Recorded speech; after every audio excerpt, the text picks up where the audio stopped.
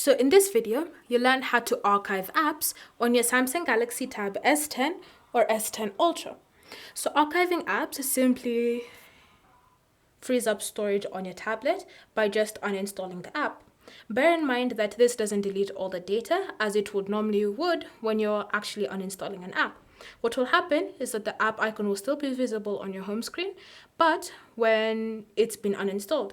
So all the data will be saved. So if you ever choose to reinstall it, the data is just easily accessible once the app has been successfully installed.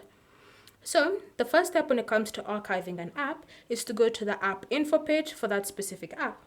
Now you can choose to navigate to settings, then you can scroll and select the option apps, and then look for the app that you wish to archive and then select it.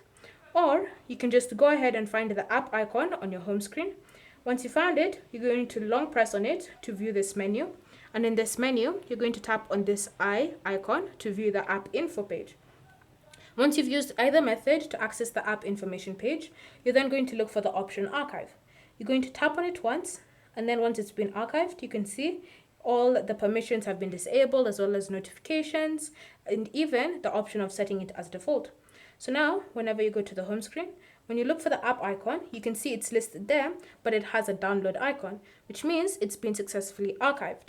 Bear in mind that not all apps will allow you to archive them. So apps such as Google Chrome. So when you go to the info page, you'll notice Google Chrome doesn't allow you to archive it.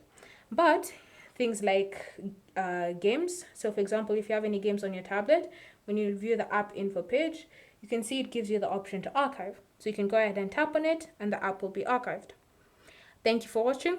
If you have any questions or comments, leave them down below and we'll get back to you.